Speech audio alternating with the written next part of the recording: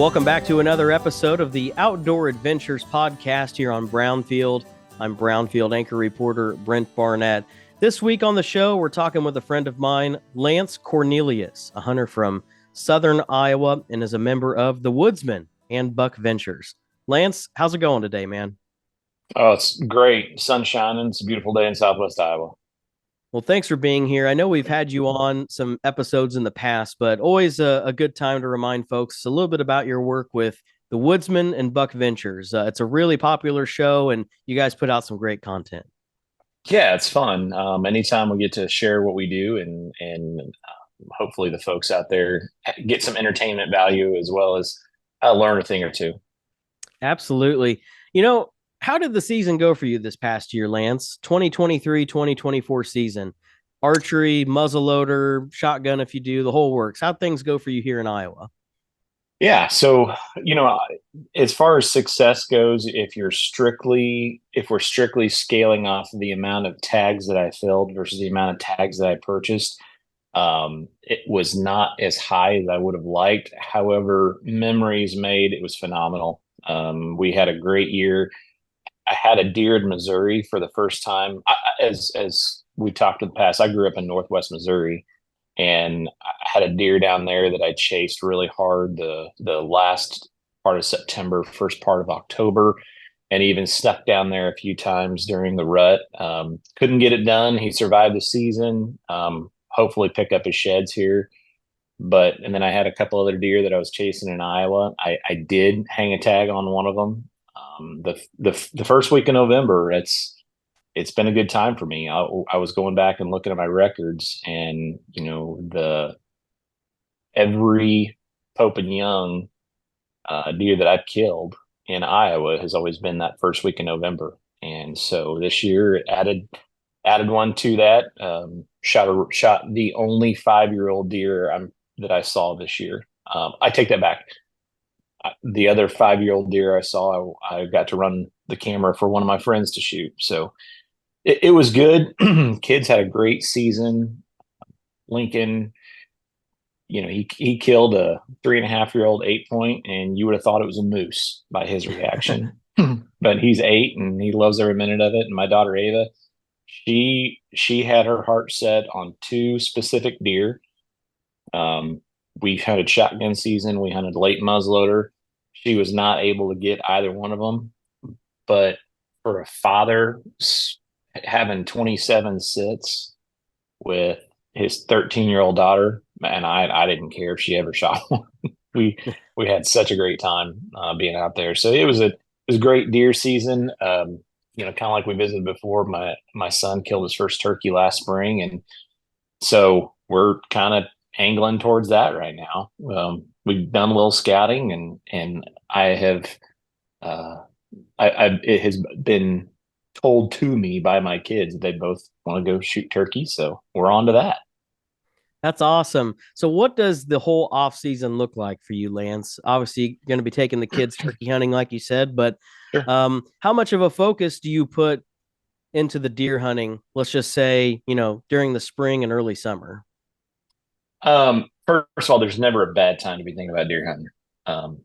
So when muzzleloader season is over for us in January, I usually take kind of a month off, for lack of a better term. I'll still go out and, now since the season's over, I'll go out and put a little protein out for the deer, and just kind of see what survived. Most of that's in front of cameras, and just try to help give them a little bit of a boost, if I can. And then, starting this year, it's all about food plots for next year. And what I've been trying to do is, well, I'll put it this way: we've been clearing areas where we're going to add to the food plots, moving some tree stands based on what the crops are going to be. We have a pretty good idea that most of the early season deer are going to be using bean fields, and so we're going to be setting up. We moved a couple of sets just because we didn't want to be hunting over standing corn. We want to be hunting over standing beans. I literally just hung a tree stand on Saturday afternoon with a friend of mine, and so I spend the majority of my time just trying to make sure that the work that I can do before the crops go in, all my gear is already in there, so I'm not having to hump ladder stands through standing corn, because I, a lot of the ground I hunt I don't own, and I want to be very, very conscientious about not ever driving through anyone's property if I can help it. And so this time of year, before the seeds get in the ground, it's a great time to be kind of doing some fat look into August and September and seeing where I want my sets to be and getting those squared away so that all I got to do is come in, do a little trimming, and good to ready to hunt. When you're placing stands, how much of a focus is water? Now, the reason I ask that, any Yeah. farmers that are maybe watching or listening know that we're entering a third straight growing season of drought. And Yeah. I just had a report here on Brownfield a little over a week ago with a farmer in Fremont County in your neck of the woods, Yeah. and he was talking about that. They're really concerned this go around with the drought because the subsoil has completely been depleted.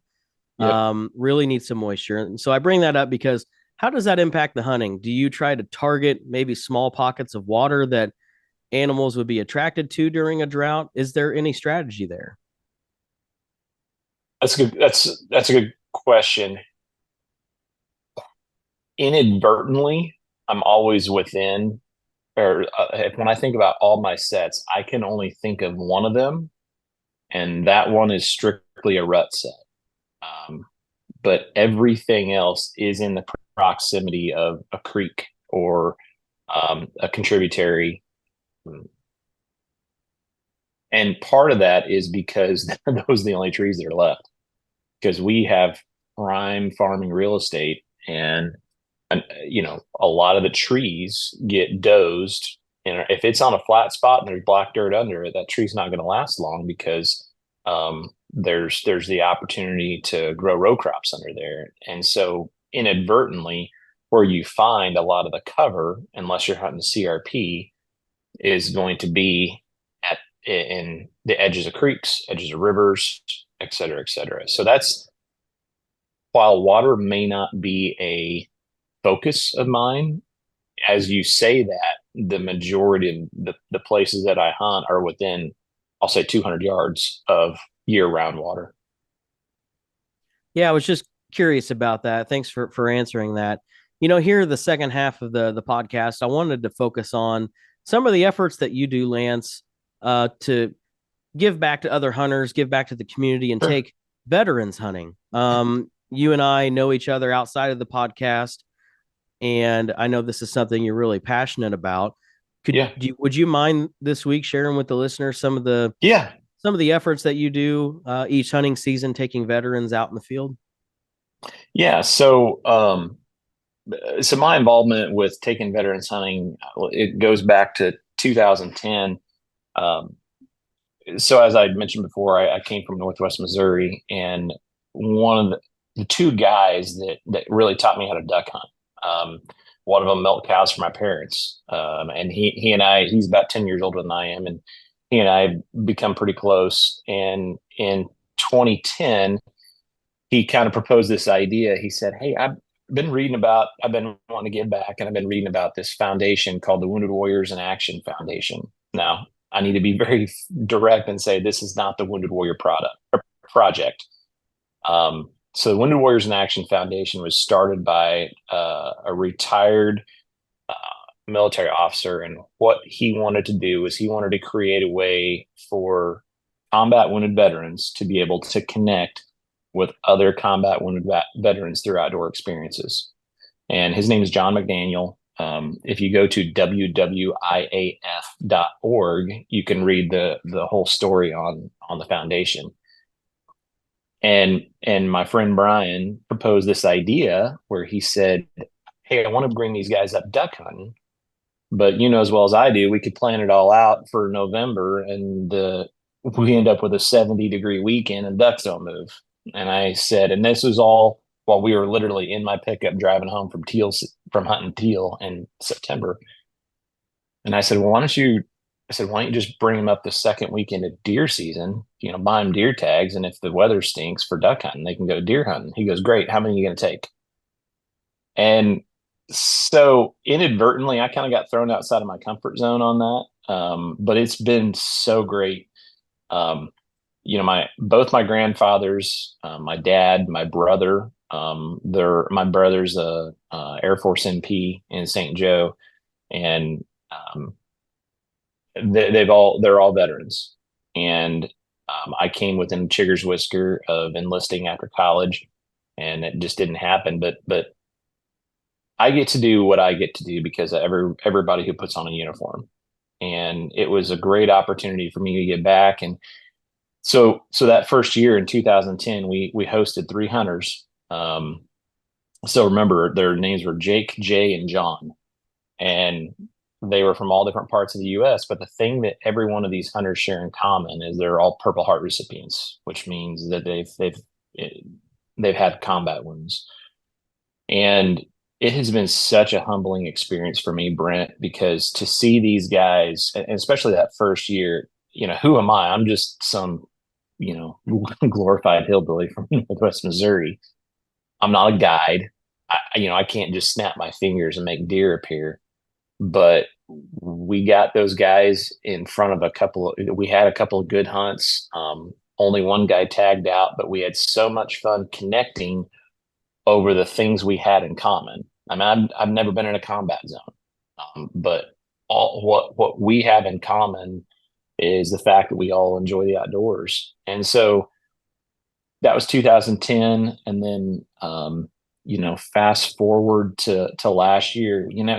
We did the math on it, and from there was 4 of us that started it in 2010, and we've got over 50 volunteers, and this is just in Northwest Missouri. We got 50 volunteers. We host anywhere from 9 to as many as four. I think we had 14 hunters one year, and they come from all over the U.S. But they come the second weekend of rifle season in Missouri, and they all get deer tags, and they get to decide whether or not they want to deer hunt or duck hunt. And the big deal for me as I get to spend time with each one of these veterans is what they like the most about our event is they're not put on display. They go to, and I didn't really realize that till I was talking to one of them. This would be 4 or 5 years ago. And he goes, this is the first time in a long time where I got to come be one of the guys. I didn't have to give up and give a speech on how I got blown up. I didn't have to tell an emotional story about the guys in my Humvee that didn't make it out. He said, I got to come here. I got to be one of the guys. And he said, this is, I mean, he said, this is what puts this event above everybody else's is just the way you treat us. And to that point, I mean, we're going to listen, you miss a pretty easy shot on a, gadwall buzzing through the decoys. We're going to give you a hard time. As we would anybody, but man, it's that's kind of the brief synopsis, of our event. But if I could share one more thing. Yeah. So there was, and I mean, I could tell stories about all the guys we've taken, but it is making a difference. And I didn't realize that until I was talking to a gentleman who, he's come every year. He's kind of a coordinator with the foundation. And 2 years ago, we were having a fire ring moment. We were sitting outside around a fire ring, and I said, "Do we know what we're doing is helping? And if not, how do we make it better?" And he turned and looked at me, and he goes, "I can tell you 2 guys that have come on this event that it literally saved their lives. That they were in a very dark area because of whether it was inability to connect with those around them. Because when you get discharged for medical reasons from the military, it's not like you're going to go to a neighborhood and live around a bunch of yuppies like me, and they have no frame of reference of the tragedy you've been through as somebody who put on that uniform for our freedom. And that doesn't come off. That uniform doesn't come off. And when those folks get to a very, very dark point in their life, and a lot of it goes back to inability to connect, have something in common with those around them. What the foundation has done is put those people with other people that have had maybe not the exact same thing, but a very similar situation. And just like how you and I tell hunting stories, these guys tell stories of how, talk about how they coped with it and how they've survived. And like I said, it's saving lives. And that means more to me than any number of ducks or deer that they've been able to shoot on that event. But it's great. I mean, I'm really humbled to be a part of it. And it has grown, or has far outgrown what I thought it could, just because of the high quality people in Northwest Missouri, Northeast Kansas, even Southwest Iowa, that are like, no, we want to make this bigger and better, and we want to make it fantastic. Like I think we figured it up. We raise like $40,000 every year just in. It's not just donations. We've got guys that literally will. I've had people come up to me after talking about what we do and just hand us checks and just say, hopefully this puts one more guy in the field next year. That doesn't happen. And we just live in a great part of the US, and we've got people that are very passionate about veterans like I am. And yeah, it's a great organization. So I know I may have rambled on there a little bit, but that's kind of what we do. Lance, thanks for sharing that. I really wanted to ask about that this week. Now, as we kind of conclude here, Sure. if there's anyone listening that would be interested in trying to help with your effort, Yeah. or would like to make a donation, how do they do it? So the first thing I would say, read our story. Don't take my word for it. If you go to WWIAF, which stands for Wounded Warriors in Action Foundation, so go to WWIAF.org. You can read about our story. There's loads of photos out there. Then this is a national group. We are just one chapter of it. We call it, our chapter is called MOCAN, and there's a way for you to donate there on the website. And the other thing, that's how you do. That's the easiest financial way.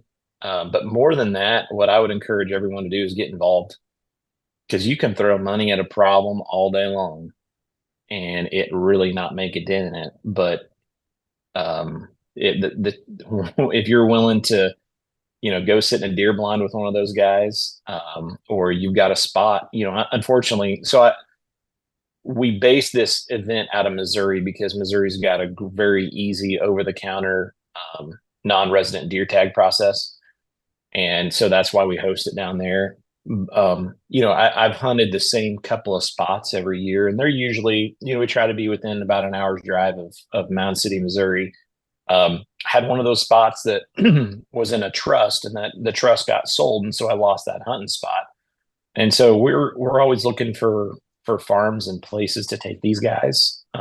They're, like I said, it's the second weekend of deer season, and it's in Northwest Missouri. So if you've got listeners, they can reach out to us through the website. They can reach out to me directly.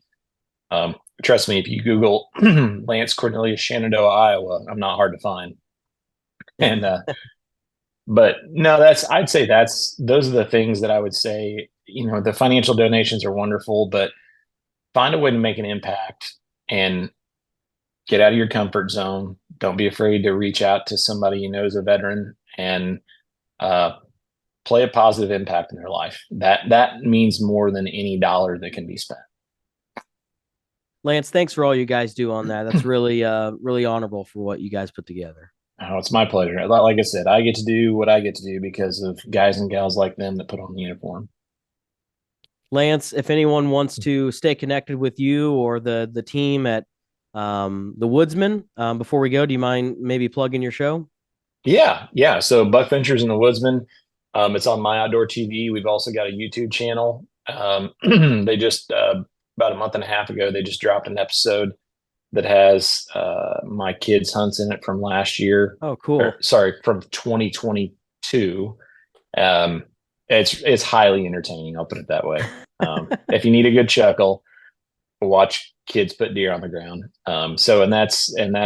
That's Buck Ventures, the Woodsman. And I believe our YouTube channel is called The Woodsman.